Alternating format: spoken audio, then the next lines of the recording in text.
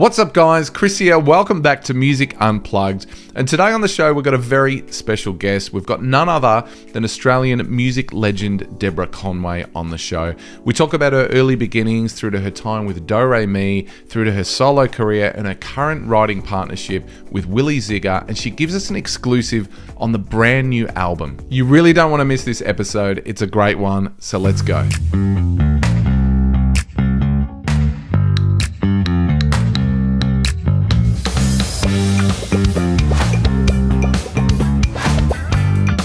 Deborah Conway, welcome to Music Unplugged. Nice to be here, Chris. I like the way you can be here and not leave the comfort of your living room. It's very good. Yes. Well, ever since COVID, it's all sort of exactly. changed, hasn't it, the world. We have all been liberated. We've all been liberated from going anywhere. Absolutely. Absolutely. I had the pleasure of reading your book recently, and I had no idea that you were a model, you're an actor, you're also a singer, and now you're an author. So you've had such a great career. But if we could take it all the way back to when you were growing up in the suburbs of Melbourne, did you always know that you wanted to be a singer? Was that the original dream? I loved singing.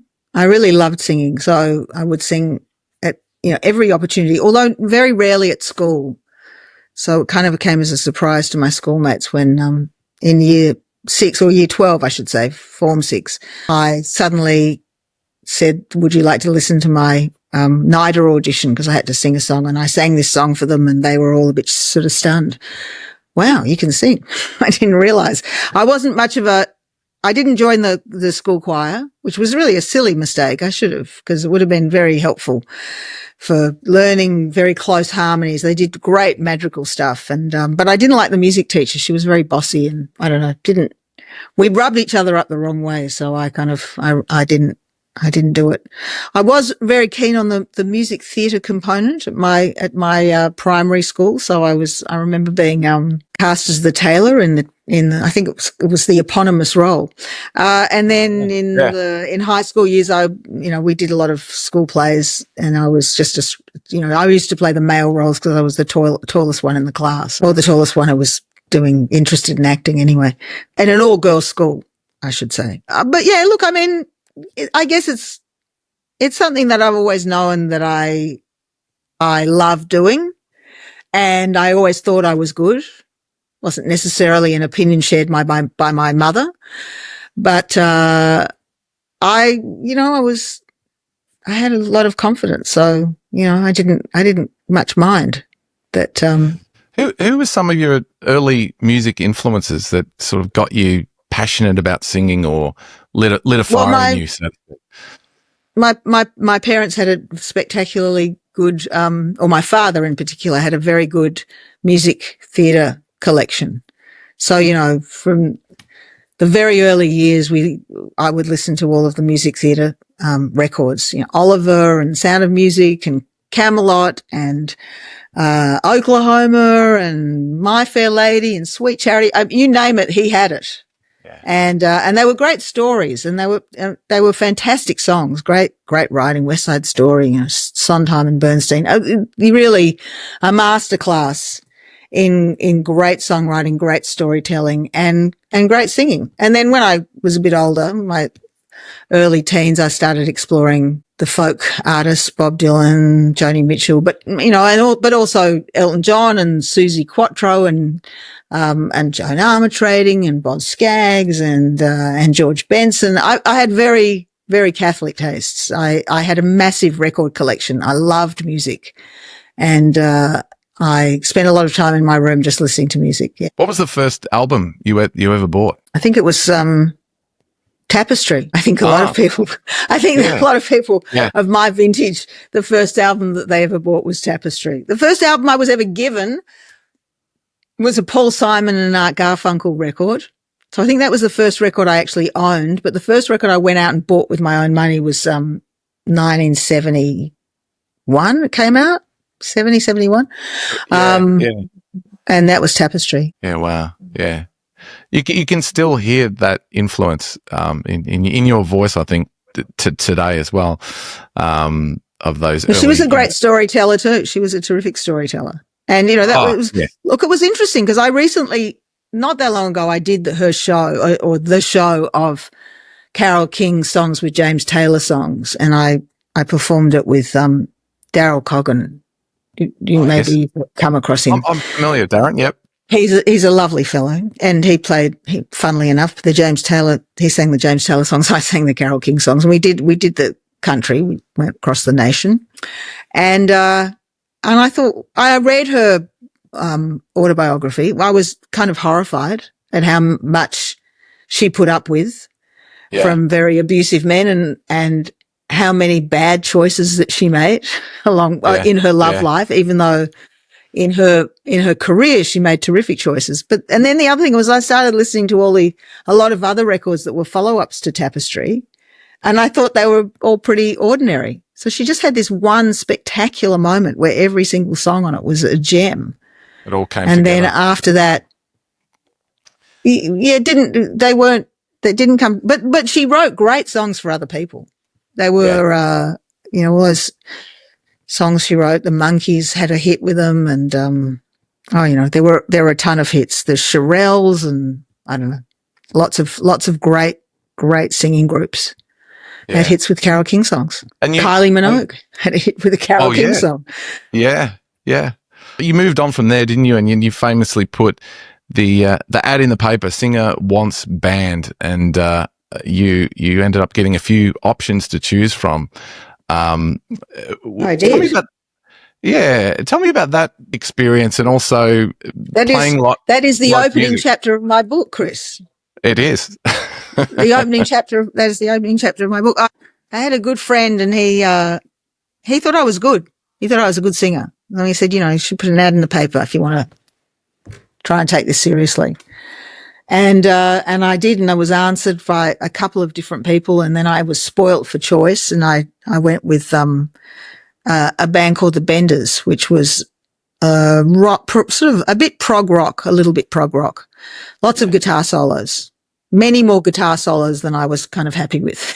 And so we did a lot of shows. We played for about 8 months, I think, close to 5 gigs a week for 8 months, and never actually making any money. I think I got paid once, and I got docked for that because I was late because I couldn't find a parking spot. But that was neither here nor there, because I was modeling. See, I never modeled to be as a career model, but I did model for the money, and it was very helpful money. And it was allowed me to live independently from my parents, allowed me to move to Sydney eventually. And then I could be in a band, and that was fun. And in that band, I met a chap called Doyle and Bray, and we were much more simpatico musically than with the rest of the guys. And so eventually he left, and then I left shortly after, and we decided that we needed to go and form a band in Sydney. For some reason, he was I was quite a bit younger than he was, so I was still in love with the idea of being a free agent in Melbourne. But, moving to Sydney was a whole other deal as well. It was very freeing and very good to be away from a certain claustrophobia, I suppose, that family can impose, and that your hometown can impose, and being recognised everywhere by friends and everything. All of that I was able to shuck off when I moved to a new city. And so Do Re Mi was formed up there. We gathered the other two, and eventually people can read about it in the book. It's entertaining couple of chapters. Fast forward, and we had a hit with our first album that we put out in 1985. We put out a song called Man Overboard, which was a very unusual song, not just because of the medical terminology that we used in the lyrics, but also because it had no chorus, and there was no precedent really for that on radio at that time, or even leading up to it. We just didn't sound like anybody else on the radio at that time, and so it was. It got a lot of spins. It was a very popular song, and it became a chart topper, and we became very successful overnight. Not financially, because that never happened. That's the music business, but very recognised and we did a lot of shows. And so once again, we were in that situation where we were playing a lot, and probably we were playing too much because we just didn't have that time, that beautiful, generous amounts of time to be able to sit and look at the blank page and come up with lots of songs. So it became, the second album was a bit more rushed, and then the third album was much, much, much more rushed than that. And eventually, as things often do, the centre wouldn't hold, and we all fell apart, and I left and decided that I actually wanted to have a solo career, and with a lot of false starts and blind corners and terrible mistakes.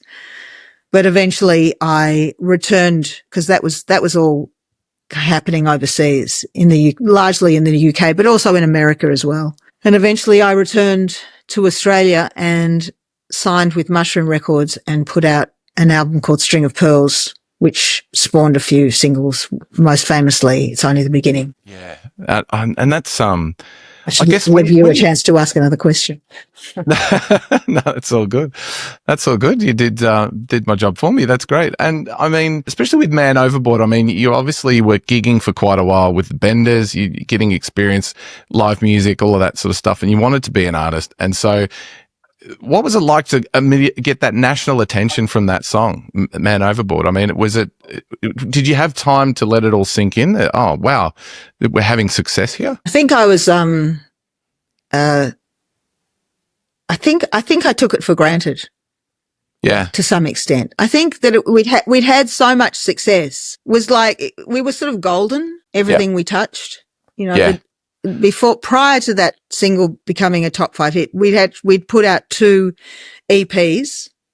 Both of them had been played on alternative radio stations right around the country. All of the shows, there weren't many of them, but all of the shows that we staged in kind of little art house venues and stuff, they were all sold out before we even hit the stage, and we were barely known. So I think there was a sort of expectation on all our part whereby, you know, we'd managed to sign to a very cool record label. We had very powerful management. We were kind of golden. And so there was an expectation that it would be successful. And I did take it for granted to some extent, but I think we all did to some extent. And maybe that's just the arrogance of youth, but you know, it catches up with you. You get round to learning the harsh lessons of what it means to fail. Yeah, absolutely. And obviously that went on for the majority of the 80s, and then you were offered a solo album with Virgin Records, I believe. Is that right? Virgin decided that a third Do Re Mi album was unnecessary, extraneous. Yep. But they were very interested in me making a solo record, and this was well before I had thought about making a solo record. So they were the disruptor. They were the reason that Do Re Mi broke up in a way, they were an extra irritant. We were we were all getting on very badly at that point. Yeah. And I guess we were just living in very close quarters and driving each other nuts. And we'd spent a lot of time together. Yeah. I think there was a great amounts of frustration, and anyway, so they came along with that offer, and I said, okay. And I thought I knew what I was doing, but I absolutely did not know what I was doing. I hadn't thought about making a solo record, but I, threw a few catchwords around that I knew that they'd pick up on. And so off I went to make a solo record, and it didn't work out. It was a lot of false starts. There was a huge amount of money spent. Went to Memphis. I went to LA. In New York and Boston. There was, it was like a travelogue of spending money that, Virgin thought that they were chasing this hit. They thought that they would get one, but they didn't. What they got was a really half-baked dance record. And I found myself in London in a flat that they had put me up in, and just waiting for them to put out this record, which, the months stretched on and they weren't doing it. And then they got me to make another single of a song which was called Feel Like Making Love, which was a Bad Company song. We did it like a dance track. And it was shocking. It was truly, truly shocking. And I think I actually performed it on a TV show, which I didn't remember. I must have blocked it out, but I had a letter from my sister, or I wrote a letter to my sister that she gave me, and where I detailed the full humiliation of having to as I wasn't much of a dancer, you know, trying to look like a convincing dance act on this, BBC music show. Anyway, not long after that, and you can read all the sort of details in my book. It's a great book, by the way. Check I it was out. dropped. The record company dropped me. That I've got a copy here. Oh, Here we go. Look at that. There you go. Yeah, Can you see that, or is it all backwards? No, I can see it. See it perfectly. Yep, it's great. Yeah, check it out if you can. Book of Life.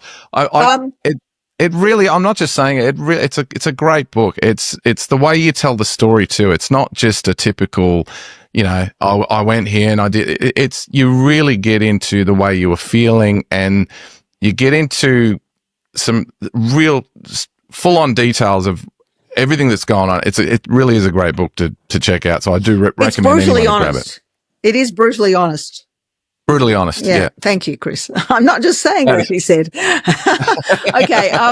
So anyway, the record company dropped the record. Then they dropped me, and they were okay. They had a big fat tax deduction for Phil Collins's multitudes of successes, and I went back. But in the meantime, while all that time that I'd been sitting there in London waiting for this record to come out, I'd been writing, and I'd found my authorial voice, which was very exciting, really very exciting for me. So I came back with a swag of new material, and I'd met a very old friend of mine had become a manager, and I had met up with her in LA, and she wanted to manage me. So that's what happened. And she signed me to Mushroom Records, and the record came out a year later. I worked in a couple of different studios with a few different producers, and and it was a much closer representation of what it was that I wanted to do at that time. Anyway, it was a very and it struck a chord with people. People really liked that record. I believe it was the most shoplifted record of the year back in the day. Wow, is that a true statistic? Shoplifted. Yeah. Apparently. Wow. So I was told. Yeah. No, look, there's definitely a massive breath of fresh air when you listen to String of Pearls. Obviously, you can tell you'd gone someplace different in your songwriting. What was actually going through your mind when you were writing those songs? What were you processing, and how were you piecing them together? I think it was just everything, that I was living through at that time. I mean, I also, and I was still listening to a lot of other people's music. So there's definitely influences from what I was listening to on there as well. Quite a few co-writes. I came back with a swag of songs, but the rest of the material that I hadn't written was kind of written back in Melbourne. And that album obviously got you so much attention and success. And how did it feel in 1992 to win the Best Female Artist ARIA Award, up against Kate Ceberano, Jenny Morris, Kylie, and Wendy Matthews, I believe? I think it was fun. It was great fun to do that stuff. I mean, I think I come from the generation where we didn't take those things quite as seriously as people take them now. Or maybe they don't take them that seriously now either. I don't know. But we were, we were a tiny bit like, oh yeah. We were sort of a little bit, we were excited, but we kind of kept it to ourselves. You know what I mean? Yeah. Yeah. And then obviously from there you moved on to an album called Bitch Epic. And it was obviously a bit of a change in terms of the marketing of that album. Where did the photo come from that's on the front cover, by the way? So the photo was taken for a different project altogether. I had been involved in a television production of something called the Seven Deadly Sins. I contributed some songs to it, and I appeared, I think, in one of the episodes as well. And there was a photo shoot, I believe, that was done by Marie Claire, that was in order to publicise the program for the ABC, and the Seven Deadly Sins were represented, and I was obviously playing Greed. And so I arrived at this Sydney studio on a very hot December day. They explained the concept to me. I thought it was great. They smeared me in Nutella, my naked torso, and then gave me a platter of cream cakes, one of which I was to lift up and shove in my mouth. It's fun. Reading your book too, I've got something in common with you. I was one of the songs on that album, I think you were talking about in your book, how you had an oven explosion at your flat. I was out one night with my friend, and we snuck into a caravan, a friend's caravan at nighttime, and we turned on the gas, and there was a massive explosion which threw us outside the caravan. So I kind of related to your story. Did the caravan survive? The caravan survived. We survived just, but it's similar to you. I had a hat on at the time, and it sort of singed my underarm hair and everything else. And we were a little bit drunk, and it was a bit of a silly thing to do at the time. It was probably around the same time. It was around 1997 or 1998 or something like that. No. My incident was in 1990.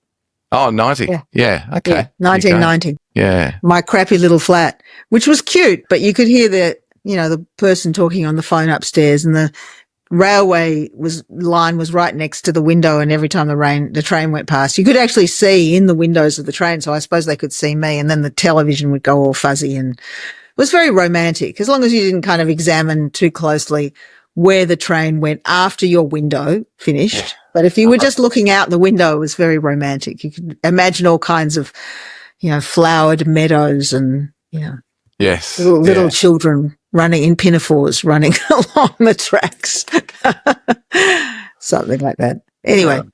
So when did you meet Willy? When did he come into the fold? In 91. Okay. So I finished recording the album, and then we had to go on tour. I wanted to go on tour. It was important to go on tour. That's how you made sure that people would hear about your recorded music. And I needed a guitar player for the tour, so I went to the people that I thought would be good, and both of them were busy, but both of them recommended the same fellow to as someone who could be good to work with. And they kind of said all the right things. He was quirky and interesting and unusual, and I thought, well, okay, I'd like to try that. So I contacted him, and he was like, oh, I can't do your tour of 9 months because I have a show, which I thought was either insane or it was just a little bit too much. It was very honourable. He wanted to honour his commitments. So fair enough. Okay. And I hung up, and I rang him back the next day. I said, well, look, I could put off my tour till blah, blah, blah. Would you be interested? And he said, yeah, I'll come around and we'll meet. And he came around to my flat, I don't know, a few days later, whenever it was. And I opened the door, and we both kind of took a little jolting step back. I mean, not really, but that sort of, that startling moment of recognition of something significant. And then we ignored it. And then I employed him, and then we started rehearsing, and we started flirting the moment we started rehearsing, and then we went on tour, and then we broke up with our respective partners, and then we've been together ever since. So, it was a bit of a rough start, but it's all worked out quite well in the end.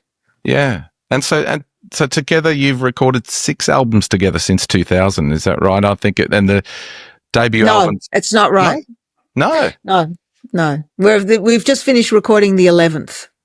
Oh, wow. Okay. Yeah. Yeah. All right. And Quite a bit of output, really, you'd have to there's say. a lot. Yeah. It is a lot. It's a lot of songs. That's a lot. And exquisite But people stereo. still want It's Only the Beginning. I don't know why. Actually, I was I going to don't know ask why. you, I was going to ask you, do you get that a lot at gigs where people just singing out for you to sing that song? No, look, people really like what we play. You know, I mean, we are very entertaining, captivating, I would actually venture to say. And we write very interesting songs, and I think people really like them. But the thing about It's Only the Beginning is that it takes people back to a moment in their youth. In their youth, yeah. In their youth. Well, in my youth too, but, you know, I mean, it's different. It's, you know, that it's ownership for them, and it comes with a flood of association. Yeah. That is incredibly important. And, you know, it's forming, it's seminal. Yep. And so everybody pulls out their cameras and starts filming at that point, or takes a photograph. Yeah. And that's always it's always curious for me, because, you know, I mean, it's lovely. They really, there's a great deal of affection for that song. And I know it's more about them than about the song. And it's about what they were doing, and how, you know, life was simpler, or whatever it was. It generally was simpler, wasn't it? I think we all think that. I think it was back then. I really we're definitely all thinking that right now, Chris. Anyway, I think it was simple. So yeah, I mean, it's really charming and it's lovely, but sometimes I get frustrated because I feel like I've been caught in aspic to some extent, because, you know, people are like, oh, I'm such a huge fan of yours. I love It's Only the Beginning. Well, you know, there's been like, you know, 10 albums, 11 albums since then, my friend. Exactly. Oh, is it? Yeah. Oh, okay. Anyway. And look, I've from all the stuff I've heard that you've put together with Willy, it's really melodic, it's rich, it's really creative stuff. I mean, the one of my favorite songs is Imperfect Words. I've heard that song thank you. many times. I love it. And you look, just great body of work there. So the new album, tell me about the new album. What is it all about? The new album. Oh, well, is the new album. Yeah. Awesome. That's it. Is that is that AI or is that you guys? That is AI. That is AI. Right. Yeah. Being told to recreate us as newsreaders. Yeah. Yeah. You're the first person. You're the first person outside of our family to see it. And wow. And I'll tell you what it's called. We've been sort of holding back because it's called Right-Wing Propaganda. Wow. Awesome. Awesome. Now some of your latest Instagram posts are making sense to me. Making sense. Yeah. They're making sense. So anyway, so that's the back cover. Yeah. Oh, nice. That's really striking, and it's so different to anything you're seeing out there. So that's great. It's very different, and every time we look at this cover, we both laugh. So we thought that was a good kind of response. Yeah. And it's got coloured vinyl. I don't know if you'll be able to see that. I'm a bit excited because I haven't put a vinyl record out since Do Re Mi days. Oh wow, yeah. Can you see that? That it's not black. Yeah. It's a kind of, hold on. No, it's kind of eggplant. Yeah. It's an eggplant colour. I like that. Yeah. Voila. That is great. Vinyl.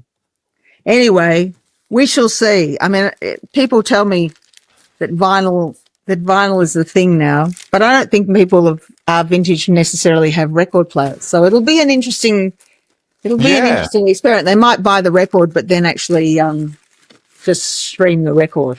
Yeah, and then they just got this nice thing. So you'll be able to purchase it from MGM. Yes, in due course. I think the pre-orders are available from the 25th, which is when this show is going out, right? You're You're getting a complete exclusive. It's going to be great. And the 25th. And so the actual release date is the 8th. It's the 8th of August, which also happens to be my birthday, which is why we chose it. Well, fantastic. Yeah, so that's a good birthday present. And why not? And the tour to accompany the album is Yes. It's called Songs You Can Trust. Songs You Can Trust. Yeah. Mm.